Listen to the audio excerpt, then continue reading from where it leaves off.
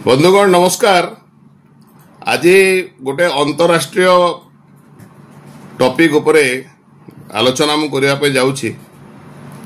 सारा भारत वर्ष में जी लोक मोबाइल फोन धरी जी राजनीतिक लोक अच्छा समस्तंकर मन भितर गोटे कथा जे अमेरिका जो नुआ टैरिफ लगई भारत विरुद्ध रे तापर देशर इकोनॉमी कौन हम, देशर अर्थव्यवस्था कौन हम, देशर शिल्प व्यवस्था कौन हम, देशर इंपोर्ट उपरे केते प्रभाव पड़िबो, एक्सपोर्ट उपरे केते प्रभाव पड़िबो, जुआड़े गले से गोटे चर्चा। आजिकाली सोशल मीडिया एवं मोबाइल माध्यम रे जे जड़े गाई चराउथुवा छेली चराउथुवा व्यक्ति मध्य जानी पारुची देशर अवस्था कौन अच्छी। स्पष्ट भाव में कहवाई गले ट्रंप जो टैरिफ लगे जे ब्रिक्स को लेकर ब्रिक्स रो जो कंट्री रो मेंबर माने अछंती जो थे आगु ब्राजिल, चाइना, रशिया, इंडिया थिले सेथिरे एबे साउथ आफ्रिका एवं मिसिकरी 12टा देश हो गले। यार जो ब्रिक्स रो कायाकल्प बढ़ी जाउची एवं ब्रिक्स देशर जो माने रशिया ठारू तैल आमदानी करुछंती एवं आहरी मध्य इंडिया रशिया ठारू तेल आनिबा संगे संगे डिफेंस इम्प्लीमेंट्स एक्सपोर्ट माने इंपोर्ट करुछि, खरीद करुछि। एभलिया एक एलिगेशन लगेकरी अमेरिकार राष्ट्रपति डोनाल्ड ट्रंप तारीफ घोषणा करिसंती एवं तापरे मध्य आहरी 10% एक्स्ट्रा तारीफ जोरिमाना आकार रे मध्य पेनाल्टी लगेबा पई घोषणा करिसंती। प्रकृति रे देखिबा पई गले अमेरिका जेतिकी इंपोर्ट करुछि रशिया ठारू से इंडिया ठारू बहुत अधिक टंका रशिया को दउछि। रूस एवं यूक्रेन रो वार रे भारत पेट्रोल एवं अन्यान्य सामग्री किणी रशिया को साहाय्य करुछि। ये जो कथा जो एलिगेशन लगौछन्ते जो अभियोग ट्रम्प करुछन्ते सेटा संपूर्ण भाव में मेला कथा, किंतु सी देशर सब शक्तिशाली राष्ट्र एवं शक्तिशाली राष्ट्र आडबाया राष्ट्रपति तांकु किए बुझेब, किंतु एथर तांकर सामना भारत भलिया एक ऐतिह्य संपन्न देशर जड़े शक्तिशाली प्रधानमंत्री नरेंद्र मोदी सांगरे हेची सामना हेची जे कि राष्ट्रभक्ति रो कथा कहती एवं तांकर राष्ट्रभक्तिर तुलना मध्य नहीं। एबे नरेंद्र मोदी जदिओ निजे स्पष्ट भाव में कही नाहंती किंतु तांकर वैदेशिक विभाग तरफ स्पष्ट मेसेज दिया अमेरिका को कि कौनसी हिसाब रे मध्य भारत वर्ष ट्रंप को आगरे नतमस्तक हेब नहीं एवं देश रे कृषि और डायरी क्षेत्र को अमेरिका को माने मार्केट खोली दिया जीव नहीं। चाइना सीधा सड़क मना करदेवा पर वर्तमान अमेरिकार कृषि द्रव्य डायरी क्षेत्र में इंडिया को मार्केटिंग करबा पई ट्रंप जो प्रेशर पकाउथिले ताको सीधा सड़क इंडिया मना कर देछि। किंतु एबे आपण मानकर जानिबा पई मु कहबा पई चाहे जे जो माने ये नरेंद्र मोदी तांकर जो विजनरी कैपेसिटी जानी नाहंती से माने जानिबा कथा। दुई प्रकार पॉलिटिकल लोक थांती, किछि पॉलिटिकल लोक सत्ता पाई राजनीति करती, सत्ता पाइले उपभोग करती एवं सत्तारू चली गले से माने बसी जाती, देश तांको पाई सर्वोपरि न थाए। आउ किछि राजनीतिक लोक थांती जो माने तांको स्टेट्समैन कहा जाए, जो माने विजनरी लीडर जो मानकर दूरदृष्टि थाए से माने आज पाई तो चिंता करती किंतु 20 वर्ष पाई मध्य चिंता करती। से भलिया लीडर जड़े होचंती नरेंद्र मोदी। 2014 रे आसिला बेलू सी जो देश गुड़ाक गस्त करुथिले विभिन्न समय रे तांकर विरोधी पार्टी माने मध्य तांको टाहीटापरा करुथिले जे ये 60टा देश बुललेनी, ये 80टा देश बुललेनी, ये देश कहीं बुलुछंती। सेते बेलू नरेंद्र मोदी जे कि गुजराती जन तांकर गुजरात जड़े लोक तांकर गुजराती स्वभाव तांकर रही से तांकर दूरदृष्टि सेते बेलू पकईथिले जे भविष्यत रे ଆମେରିକା ବୋଧହୁଏ ତାର ଯେଉଁ ମୋନୋପୋଲି ରଖିଛି ସେ ମୋନୋପୋଲି ଉପରେ ଭାରତ ଉପରେ ମଧ୍ୟ ଆକ୍ରମଣ କରିପାରେ। ଏଣୁ 2014ରୁ 2025 ପର୍ଯ୍ୟନ୍ତ ନରେନ୍ଦ୍ର ମୋଦି ବୁଲି ବୁଲିକରି ବହୁତ ରାଷ୍ଟ୍ର ତାଙ୍କର ମିତ୍ର ସୃଷ୍ଟି କରିଛନ୍ତି, ଯେଉଁମାନେ ଏବେ ବାହାରିଲା ପରେ ନରେନ୍ଦ୍ର ମୋଦି ଡୋନାଲ୍ଡ ଟ୍ରମ୍ପଙ୍କର ହୋସ୍ ମଧ୍ୟ ଉଡ଼ିଯିବ। ଇଣ୍ଟରନ୍ୟାସନାଲ ପଲିଟିକ୍ସରେ ସବୁବେଳେ କ'ଣ ହେଇଥାଏ, କଙ୍କଡ଼ା ନୀତି ଥାଏ। ଇଣ୍ଟରନ୍ୟାସନାଲ ପଲିଟିକ୍ସରେ ଆପଣଙ୍କର ଦୋସ୍ତ ହୁଏ ନାହିଁ, ଯେତେବେଳେ ଦରକାର ପଡ଼ିଲେ ଦୋସ୍ତ ଦୁଶ୍ମନୀ କରେ। ଯେତେବେଳେ ଭାରତ ପଞ୍ଚମରୁ ଚତୁର୍ଥକୁ ବିଶ୍ୱର ସବୁଠାରୁ ବୃହତ ଅର୍ଥନୀତିକୁ ଆସିଗଲା, ସେତେବେଳେ ଠାରୁ ଆମେରିକା ଦୃଷ୍ଟି ନିକ୍ଷେପ କରିଛି କି ଭାରତ କାଳେ ତୃତୀୟ ହେବ, ତୃତୀୟରୁ ଦ୍ୱିତୀୟ ହେବ ଏବଂ ବିଶ୍ୱଗୁରୁ ହେଇଯିବ।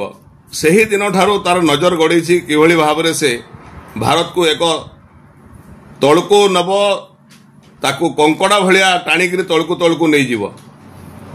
ତେବେ ବର୍ତ୍ତମାନ ଆପଣମାନେ କେତୋଟି ଆପଣମାନଙ୍କୁ ମୁଁ ଡାଟା କହିବା ପାଇଁ ଚାହେଁ, ଯେଉଁଟା ଜାଣିଲେ ଆପଣମାନେ ଜାଣିବେ ଯେ ଯେଉଁ ଜଣେ ଡିଲ୍ ମେକର ଯିଏ ଡୋନାଲ୍ଡ ଟ୍ରମ୍ପଙ୍କର ଆଗାମୀ ଦିନରେ କିଭଳି ହୋସ୍ ଉଡ଼ିବାର ଅଛି।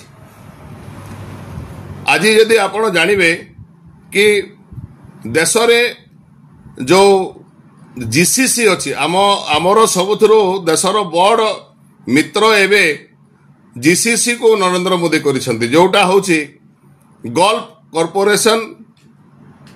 Cooperation council GCC.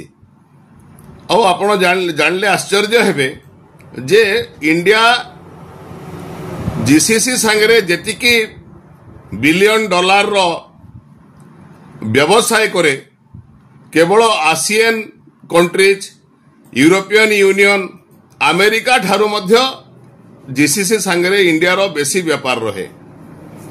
ଏବଂ ଏକଥା ଡୋନାଲ୍ଡ ଟ୍ରମ୍ପ ମଧ୍ୟ ଜାଣିଛନ୍ତି। ଆପଣ ଶୁଣିଲେ ଆଶ୍ଚର୍ଯ୍ୟ ହେବେ ଯେ 2023-24ରେ 24-25ର ତ ବାହାରି ନାହିଁ, 23-24 ଆର୍ଥିକ ବର୍ଷରେ ଗଲ୍ଫ କୋପରେସନ କାଉନସିଲ୍ ସାଙ୍ଗରେ ଇଣ୍ଡିଆର କେବଳ 162 ବିଲିୟନ ଡଲାରର ବ୍ୟବସାୟ ହେଇଛି, ଯାହାକି କ୍ରମାଗତ ଭାବରେ ବିଶ୍ୱର କୌଣସି ରାଷ୍ଟ୍ର ସାଙ୍ଗରେ ଆମ ଦେଶର ଏତିକି ବ୍ୟବସାୟ ହେଇନାହିଁ। ଆମେ ଯଦି ଆକଳନ କରିବା ତାହେଲେ ଜିସିସି ସାଙ୍ଗରେ 162 ବିଲିୟନ ଡଲାର, ଆସିଆନ ସାଙ୍ଗରେ 110 ବିଲିୟନ ଡଲାର, ୟୁରୋପିଆନ ୟୁନିୟନ ସାଙ୍ଗରେ 130 ବିଲିୟନ ଡଲାର ଏବଂ ଯେଉଁ ୟୁଏସଏ ଆମକୁ ନାଲି ଆଖି ଦେଖାଉଛି ତା ସାଙ୍ଗରେ ଆମର 118 ବିଲିୟନ ଡଲାରର ବ୍ୟବସାୟ ହେଇଛି। ଏବଂ ଯେତେବେଳେ ଆମେରିକା ଆମକୁ ନାଲି ଆଖି ଦେଖାଉଛି, ଯଦି ୟୁସିସି କାଉନସିଲ୍ ସାଙ୍ଗରେ ଆମର ଆହୁରି ବ୍ୟବସାୟ ବଢ଼ିଯାଏ ତାହେଲେ ବୋଧହୁଏ ଇଏ ଆମେରିକାର କୌଣସି ଟେରିଫ୍ ଆମକୁ ପ୍ରଭାବ ପଡ଼ିବ ନାହିଁ। ପୁଣି ଆମେରିକା ଭାରତ ଦେଶରୁ ଫାର୍ମାସିଟିକାଲ କ୍ଷେତ୍ରରେ ସମ୍ପୂର୍ଣ୍ଣ ଭାବରେ ଡିପେଣ୍ଡେଣ୍ଟ। ଜେନେରିକ୍ ମେଡିସିନ ଇଣ୍ଡିଆରୁ ନଗଲେ ଆମେରିକା ଚଳିପାରିବ ନାହିଁ। ଏବେ ତା ଟାରିଫ୍ ତାକୁ ଖାଇବ ଏବଂ ଅନ୍ୟ ପକ୍ଷରେ ଯେଉଁ ସେମିକଣ୍ଡକ୍ଟର ଅଛି, ମୋବାଇଲ ଫୋନର ଇମ୍ପ୍ଲିମେଣ୍ଟସ୍ ଅଛି, ଯେଉଁଟା ଆମେରିକାନ କମ୍ପାନୀମାନେ ଆଣିକରି ବନାଉଛନ୍ତି ଇଣ୍ଡିଆରେ, ସେମାନେ ମଧ୍ୟ ଟ୍ରମ୍ପକୁ ଖୋଲା ଧମକ ଦେଲେଣି କି ଆମେ ସେଠାରେ ମେକ୍ ଇନ୍ ଇଣ୍ଡିଆରେ ଯେଉଁ ବନାଉଛୁ, ଆମେ ତୁମର ଟାରିଫ୍ 100% ଲଗାଇଲେ ମଧ୍ୟ ତାକୁ ଆମେ ପ୍ରଡକ୍ସନ ବନ୍ଦ କରିବୁ ନାହିଁ ଏବଂ ଆଣିକରି ଆମେ ଏଠାରେ ହିଁ ବିକ୍ରି କରିବୁ। ଆମେରିକାର ଜଣେ ମନିଟାରୀ ପଲିସିର ପ୍ରଫେସର କହିଛନ୍ତି ଯେ ଡୋନାଲ୍ଡ ଟ୍ରମ୍ପ ବୋଧେ ଗୋଟେ କ୍ଲାସ୍ ଯାଇଛନ୍ତି, 2 ନମ୍ବର କ୍ଲାସ୍କୁ ଆସିନାହାନ୍ତି। ଡୋନାଲ୍ଡ ଟ୍ରମ୍ପ ଜାଣିବା କଥା ଯେ ବର୍ତ୍ତମାନ କିଭଳି ଭାବରେ ଯେଉଁ ୟୁପିଆଇ ଲାଗୁ ହେଇଛି ଭାରତବର୍ଷରେ, ବିଶ୍ୱର ସବୁଠାରୁ ବେଶୀ ୟୁପିଆଇ ଟ୍ରାଞ୍ଜାକ୍ସନ ଇଣ୍ଡିଆରେ ହେଉଛି ଏବଂ ଯେଉଁ ଆମେରିକାନ କମ୍ପାନୀମାନେ ଆସିକରି ଏଠାରେ ବ୍ୟବସାୟ କରୁଥିଲେ, ଆପଣଙ୍କର ଏଟିଏମ୍ କାର୍ଡର, ଅଲ୍ ଟାଇମ୍ ମନି କାର୍ଡର, ମାଷ୍ଟ୍ରୋ ହେଇଗଲା, ଭିସା ହେଇଗଲା, ଆମେରିକାନ କମ୍ପାନୀମାନେ 2-3 ବର୍ଷ 4 ବର୍ଷ ତଳେ ଆମେ ସମସ୍ତେ 2-2ଟା 3-3ଟା ଆମେ ଏଟିଏମ୍ କାର୍ଡ ଧରିକରି ବୁଲୁଥିଲୁ। କିନ୍ତୁ ସେ ଏଟିଏମ୍ କାର୍ଡ କମ୍ପାନୀମାନେ ଏବେ ତାଙ୍କର ଡାମାଡୋଲ ଅବସ୍ଥା एबे यूपीआई ट्रांजैक्शन आसीगला आपण माछ घिनंतु आपण पान घिनंतु आपण क्षीर घिनंतु आपण साग घिनंतु सबु जगह यूपीआई चलला एवं आग को एमिते हबो कि डॉलर रो प्रभाव धीरे धीरे धीरे धीरे खसी जाउची एवं जो ब्रिक्स कंपनी माने अछि ब्रिक्स रो कंट्री रो जो सदस्य माने अछंती से माने मध्य तांको भितरे कथा होचंती जे से माने तांको भितरे गोटे नुआ करेंसी काढिबे जेमिति आपणकर यूरोपियन यूनियन रो गोटे करेंसी अछि ब्रिक्स भितरे मध्य गोटे करेंसी काढिबार योजना चलीछि जोटा कि आपणकर डोनाल्ड ट्रम्प को सबु बेले से चिंतित करिक रखिछि। आपण जानिक आश्चर्य हेबे जो रूसिया रो कथा हवा उड़ौचंती जेतेबेले यूक्रेन और रशिया रो युद्ध 2 वर्ष 3 वर्ष तले आरंभ होला प्रथम वर्ष केवल रशिया रो तेल आमदानी सस्ता थिला किंतु सेटा एबे आ सस्ता नहीं एबे इंडिया जो तेल माने इंपोर्ट करूची सऊदी अरेबिया कुवेट यूएई काटार रो पाखापाखि 60% तेल इंडिया आपनकर इंपोर्ट करूची किंतु ये बाहास्पट मारिक सब बेले ट्रम्प कहउचंती जे रशिया रो तेल किणिकरी इंडिया रशिया को साहाय्य करूची एवं आमर किसी नेता अछंती जो माने मोदी को विरोध करू करू देश को मध्य विरोध करूचंती एवं सेमाने मध्य आखि खोलिबो जेतेबेले आहुरी मोदी जो फ्रेंड बनैचंती ऑस्ट्रेलियन अफ्रीकन यूनियन अछंती छोट छोट देश घाना भलिया देश छोट छोट देश जो मानक संगे मित्रता करिसंती सेमाने जेतेबेले इंडिया रो तांकर इंपोर्ट एक्सपोर्ट आरंभ करिवे व्यवसाय आरंभ करिवे सेतेबेले इंडियन इकोनॉमी आहुरी बढ़िबो किछि दिन तळे जो डॉलर तुलन में करेन्सी आमर कमी जाइथिला रुपी कमी जाइथिला सी मध्य वर्तमान करेक्शन हबार आरंभ कलानी एणु आगामी दिन में डोनाल्ड ट्रम्प को एक शक्त धक्का लगिबो ये हजार हजार वर्षर ऐतिहासिक सभ्यता होची भारत वर्ष ये भारत वर्ष केवे कहा आगे मुंड नोई नथिला मुंड नुआउ नहीं एवं भविष्य मध्य मुंड नुआइब नहीं और नरेंद्र मोदी 2014 सरकार को आसिला बेले कहिथिले ना आमे कहा आगरे आखि दबईगिरी कथा हबु ना आखि उठेगिरी कथा हबु आखिरे आखि मिलेगिरी कथा हबु तेणु आमे भरोसा रखिबा कथा आगामी दिन रे भारत वर्षर जो दोस्त माने बाहरिबे से माने आमर इंडियन इकोनॉमी को बहुत सहायता करिवे। बहुत बहुत धन्यवाद। चैनल टी को सब्सक्राइब करिवे एवं शेयर करिवे एतिकी मोर निवेदन। नमस्कार।